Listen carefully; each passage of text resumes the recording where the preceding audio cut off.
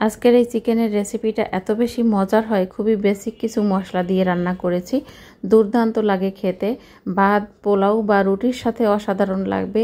একদম সিম্পলভাবে একটা রান্না, মাঝে মধ্যেই আমি এই রান্নাটা করে থাকি, খুবই ভালো লাগে সবার। চলুন দেখা যাক আজকের রেসিপিটা। প্রথমে আমি সয়াবিন তেল নিয়ে নিচ্ছি, এরপরে খুবই বেসিক মশলাগুলো দিয়ে দিচ্ছি, দারচিনি, এলাচ, তেজপাতা আর একটু লবঙ্গ।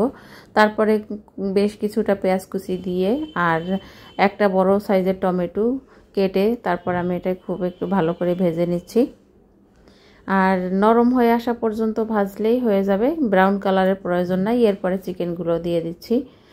চিকেনগুলো আমি একটু বড় পিস করেই রেখেছি, আপনাদের যেমন ইচ্ছা তেমন রান্না করতে পারেন। আর এইখানে কিন্তু ফার্মের মুরগি দিয়ে আমি করেছি, আপনি চাইলে অন্য যে কোনো মুরগি দিয়ে করতে পারেন। এই ফার্মের মুরগিগুলো খুবই তাড়াতাড়ি সিদ্ধ হয়ে যায়, আমরা সবাই জানি। তাই একই সাথে আমি বড় বড় কেটে রাখা আলুগুলো দিয়ে একটু ভালো করে কষিয়ে নিচ্ছি।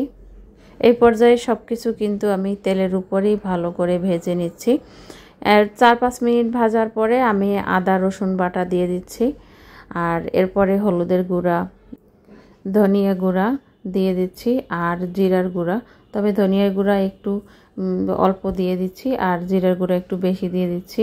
তারপরে স্বাদমতো লাল মরিচের গুঁড়া দিয়ে একটু দিয়ে দিচ্ছি কালো গোলমরিচের গুঁড়া।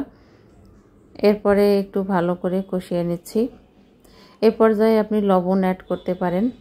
আমি লবণ আরেকটু পরে দিয়ে দিয়েছিলাম, যেহেতু লবণ দিতে ভুলে গেছিলাম। কিছু সময় পরে আমি লবণটা দিয়েছি, আপনি চাইলে আগেই লবণটা দিতে পারেন।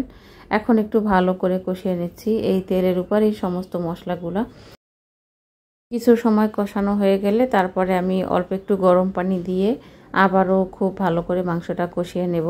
বেশিরভাগই মাংস বা আলু সিদ্ধ হয়ে যাবে এই কষানোর উপরে। এখন আমি এই পর্যায়ে লবণ দিয়ে দিচ্ছি স্বাদ মতো। এখন আর একটু ভালো করে কষিয়ে নিচ্ছি।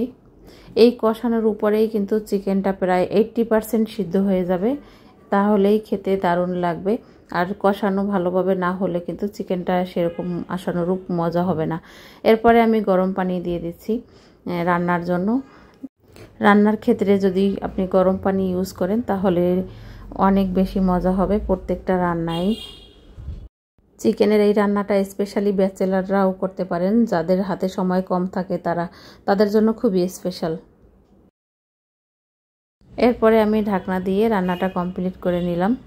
আপনি যতটুকু ঝোল রাখতে চান বা ঝোল নাও রাখতে পারেন, সেই অনুযায়ী রান্নাটা উঠিয়ে নেবেন। খুবই দারুণ একটা রান্না, একদমই অল্প সময়ের মধ্যে যে কেউ ট্রাই করতে পারেন, ব্যাচেলার ভাইয়েরা ট্রাই করতে পারেন। আশা করি সবার ভীষণ ভীষণ পছন্দ হবে। আর যারা আমার এই সাধারণ রেসিপিগুলো পছন্দ করেন তাদের ধন্যবাদ।